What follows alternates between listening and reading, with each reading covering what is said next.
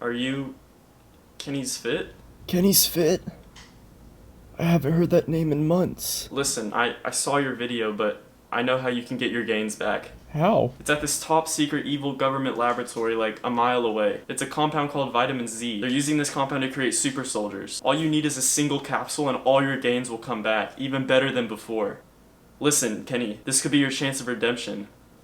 Think about your subscribers.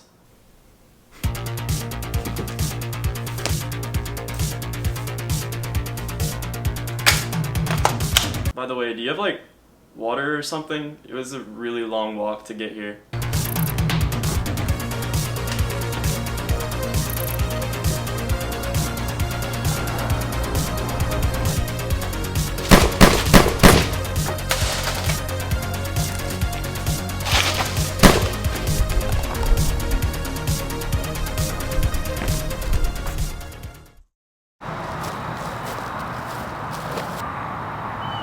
All right, so right off the bat, let's cover all the questions about when I took SARMs. So basically, moved here to Houston, January of 2020, was getting good gains, maybe not eating the best, but still progressing pretty linearly. And then COVID happened. The gyms were shut down for like 2 months, and I did not do very well. First, it was kind of fun, just playing video games, chilling, and it very quickly became, I'm depressed, I don't know who I am anymore, I eat like 1,000 calories a day and I sleep and I work like 8 hours a week. It sucked. I was 155 before lockdown and I came out at like 130. I started getting back into it, started lifting, aggressively eating 4,000 calories a day, like 1,000 carbs a day. And I got back to like my 365 deadlift pretty quick, back to squatting, all that good stuff. And then what was just an occasional pain in my lower back became a nagging constant pain every time I lifted, to an unbearable pain that ruined the rest of my week after like deadlifting or squatting. I herniated my disc. I'm pretty sure it was the L4 on my left side of my back. And basically progress was brought to a halt because I stopped deadlifting, I stopped squatting. I was still lifting, but wasn't nearly as hard. I couldn't do anything that put any stress on my lower back. Went back into not tracking my food, intuitively eating, which never works out for me. Flash forward to late November, right after Thanksgiving 2020, I stepped on the scale and I saw 142, and I was just extremely disappointed in myself. And that's where I snapped into it and I was like, okay, that's it, we're bulking, I'm tracking, let's do this. And I bounced from 142 to 155 extremely quickly. And starting January, I began running a cycle of LGD. That's a big mosquito, holy shit. And the way I justified it for myself was saying I'm making up for all the gains I've lost. So I ran 7 milligrams a day from January to the end of February. I was also pretty frequently taking MK677 to help spike my appetite and help me eat later in the day. So I went from that 155 to 169 after that little cycle. And if I could go back in time and tell myself something, I would say, don't take the LGD. It's May now. Looking back at that, honestly, I'm not sure how much of the gains I can even attest to the LGD. I was already on a path of like gaining weight very linearly just from eating. I actually felt like I put on more size after that just from eating more and eating better. I will say in the gym, I did feel like I had like a 10% increase in strength. But that being said, you could probably look up a placebo study and it would say that a placebo most likely makes people feel like 10% stronger. I know SARMs, especially on like TikTok and stuff, are like pretty glorified, but looking back, none of that was worth risking messing up my lipids, messing up my bloods, shutting my tests down, which I don't know if I did or not because I didn't even PCT. I just took natural supplements and I felt fine. And now I feel like I've kind of shot myself in the foot because like if I want to stay natty from now on, people can always just be like, oh, well, he took LGD that one time, so all those gains, they're from the LGD. As for the MK, I stopped taking it because I didn't want to risk messing up my insulin sensitivity. So that brings me to literally the most asked question in this Q&A. When are you hopping on gear? When are you hopping on tests? When's your next cycle? You gonna run more SARMs? When are you hopping on gear, bro? When's your next cycle? Come on, man, take gear, take gear. I've talked with James about this and I was telling him how I feel like the physique I want is obtainable naturally. And he kind of played devil's advocate saying, yes, but what if it's like you're 30 years old and you reached that physique and you didn't get to enjoy it in your 20s? And honestly, that's like a great point. And I'm not gonna act like I haven't thought about hopping on test. I mean, after the SARM cycle, I was like, what if I just ran gear instead? And while I thought about it, I knew that inside me, I literally have absolutely zero desire to take steroids right now. Like literally the only reason I would hop on stuff right now is if I went to the doctor and they said, your testosterone is severely low. Because I'm eating good right now, I'm taking all the correct supplements, so I'd be like, oh, well, I really have no other option besides TRT. And no, I'm not gonna pull an Isaiah Miranda, crash my test and go to a clinic. Not a question, but you've been getting big lately. That's actually funny because after I ran that little cycle into March, I was still eating consistently, but then very quickly, I stopped tracking. I started eating intuitively and my weight stayed at 165 for the past 2 months. And then recently, April and early May, my sleep was messed up. I wasn't eating enough. I crashed my appetite. I had zero appetite for some reason. And that's what made me decide to hop on my current diet, which is the vertical diet, which so far it's been about over a week and I feel amazing. Big stretcher guy? No, I was thinking about getting the pump just out of curiosity, but dude, it's expensive. I'm also getting a lot of questions about sponsorships. And I get a lot of DMs like, Kenny, do you have a gorilla code? When's the gorilla code? When's the young LA code? I understand that like I'm kind of known in our little community, but when you look at my numbers, I mean, I'm not even at 10K on Instagram yet. My YouTube's almost at 6,000. So that being said, I mean, I don't really have the room to like ask for a salary from any company, which is what I would want if I wanted to be sponsored by a company. Additionally, if I were to get a Young LA or Gorilla code right now, I would be taking code usages from Soosh and James. Granted, not a lot compared to like the code usages they get, but still, I don't feel like I want to make you guys have to choose between all like 3, 4, 5 of us in this little group we have. But when the time comes, I will say I will only go with companies, and I have a couple in mind, only go with companies that I like the clothes, I'm gonna wear the clothes. And supplements, if you know me, you know I'm extremely picky with pre-workouts and I'm very quick to like bash pre-workouts that are not that good. So if I ever end up with a supplement company, that means I actually use their stuff, especially the pre-workout. What influencers slash YouTubers did you watch or look up to growing up? So when I was younger, I was really into gaming, so I'd say all the FaZe guys. But to make it more relevant to this, David Lade, and Casey Neistat. Dave is my fitness goals, Casey is like my vlogging goals. But I mean, honestly, Dave's kind of my vlogging goals now recently. He's been dropping like these movie cinematic like videos and they're really good. Will we ever step on stage in the future? No. Well, I definitely think it would be cool and fun. I simply accept that I don't have the genetics for it. My shoulders and arms are just way too small to where even if I took gear, they would be my weak point. A couple questions about my camera setup. I use the Canon M50 and the Deity D3 microphone. And honestly, I think the M50 is one of the best starter vlogging cameras for the price. Or the Sony a6000 series is also really good starter cameras. If you want like a point and shoot vlogging camera, just super simple, throw it in your pocket, the Sony ZV-1 is probably the best one out right now. Long-term goal with filming and editing for Juice. Even if I get blessed enough for my Instagram and YouTube to grow enough to get sponsorship opportunities, income from YouTube, monetization, all that stuff, I'm most likely still gonna be editing for James and filming for Soosh and James because it's extra income and it's honestly, it's pretty easy and filming's fun with them because I like hanging out with them, they're my friends. However, I do think it would be cool if someday like I'm also seen as like an influencer. I hate the word, but you know what I mean. Because I do feel like right now a lot of people see me as just a camera kid, which is fine, I love doing it, but I wanna be known for my YouTube channel. That's what I take the most pride in. What did you used to play back in your gaming days?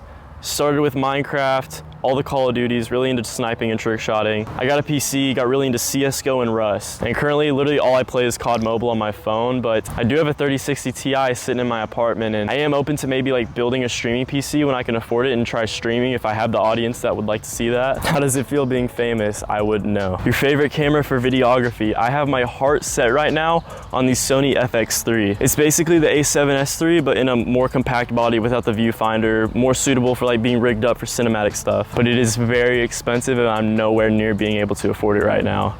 But I want it. I plan on getting it. Maybe this year, that'd be epic. What triggered your desire to pursue filmmaking or content creation? So a lot of people may not know this. I've been making YouTube videos since I was maybe 11. Before I was even in junior high, I got an iPod Touch and I remember the camera was literally only 480p, but I would make short little action movies with my little friends and little brothers, and I would use an app to put muzzle flashes over like toy guns and stuff, and I would use the app Splice to like put it all together.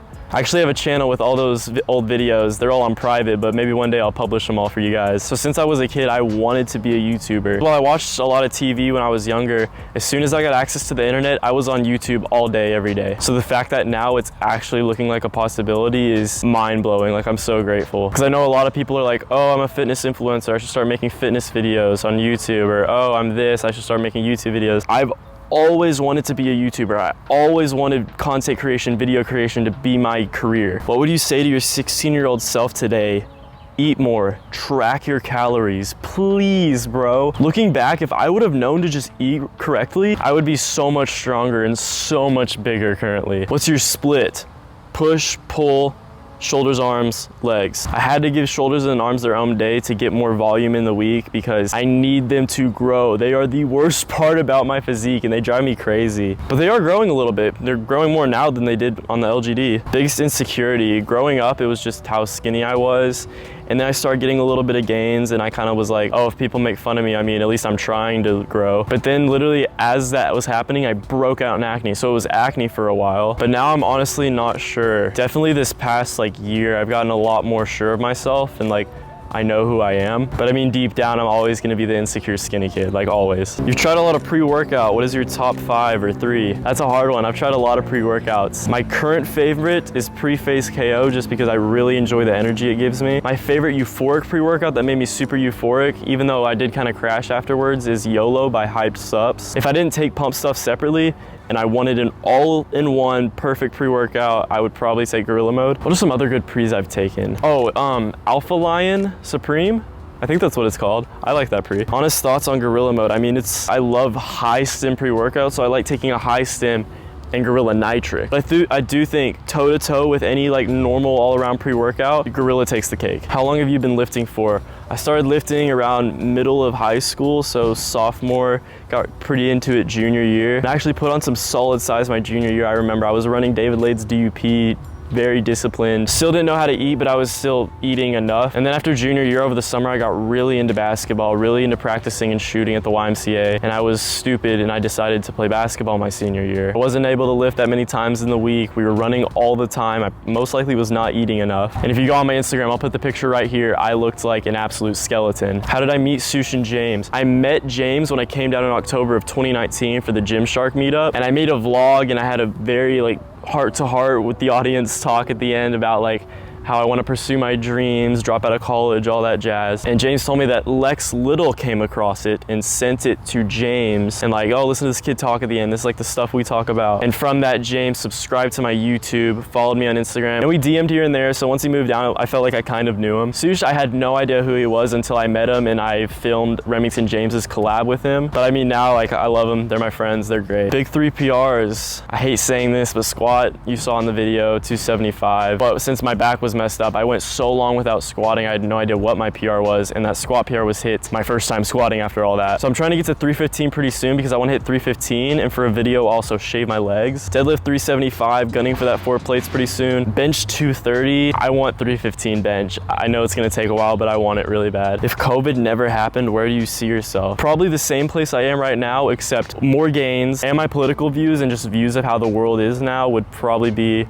not as formulated. Rather train in the morning or night. So throughout my whole time in school, I would go to school, go home, and then go to the gym. And I would train for hours and I'd probably get done at like 9 or 10, walk home, eat dinner, go to sleep. But now if I go lift like later in the day, I hate it. I like the middle ground of like maybe in between 12 and 3. That's my current where I train. That was a B. Do you need a secondary job, or is what you do for Soosh and James enough to live comfortably? I am very blessed that Gorilla Mode pays me to edit for James, and the check just by itself is more than what I was making working at Alpha Elite Gym. Does being around awesome people who use PEDs cause you to want to start as well? Bro, when I'm around all these guys, I am always the smallest, and it kind of sucks, I'm not even gonna lie. But the thing is, right now I'm bulking, so I don't have the shredded abs. I don't have the shoulders and arms I want, but I feel like if I could get the shoulders and arms I want and lean down, I would be pretty comfortable, because I wouldn't be stressing about size. I'd be like, oh, I look good. Like I look like what I want to look like, you know?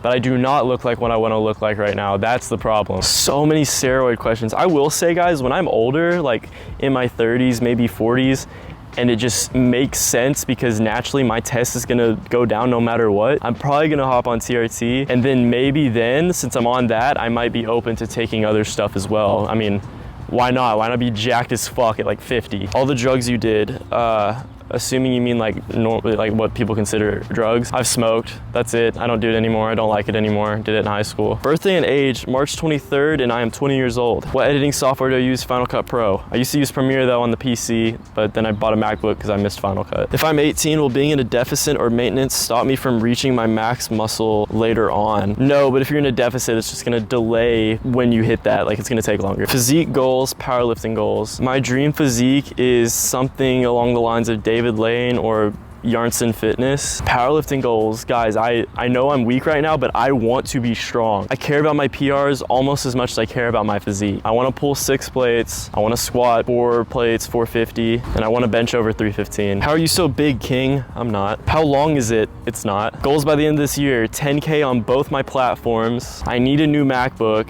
and I would love to get my hands on that Sony FX3. Are you gonna marry your girl? Yes. Excited for Tulum? Yes. Where do you see yourself in 10 years? I have no idea. I would love for one day to have like a super nice house, some property, maybe like some animals. Like I think a cow would be dope. I think some chickens would be cool, but my girl likes the city, so I don't know. Did you used to fanboy over Soosh and James when you first met them? No, but I used to have, especially in high school, social anxiety, and it still comes up every now and then, especially when it's someone I'm not super close with yet and I want them to like me, but I guess that's just me being insecure. What song do I put on going for a PR? Usually some form of metal where they are screaming, like screeching. Tips on how to start a fitness vlog channel. I know this is corny, but be yourself, because you're not gonna be a better David Lade than David Lade. You're not gonna be a better Steve Cook, Casey Neistat, whatever. But I will say nowadays, if you want to succeed, your quality needs to be good. If you're gonna vlog, focus on telling a story. You don't have to have next level cinematography. You could start with your iPhone, but I would get a camera. And take time to put the effort into learning how to edit good and film good to make your videos better quality than others. How seriously do you take recovery? Any tips? Thanks. My main recovery tip is just sleep a lot. Sleep 8 to 9 hours a day. As for the rest of it, I honestly just focus on eating enough, hitting my macro and micronutrients. Favorite calorie dense foods? Red meats and avocados, definitely. Where are you from? So up until 4th grade, I grew up in Wichita Falls, Texas. Kind of a big city, you know, kind of up at the top of Texas. And then 4th grade, I moved to Henrietta, Texas, which is a small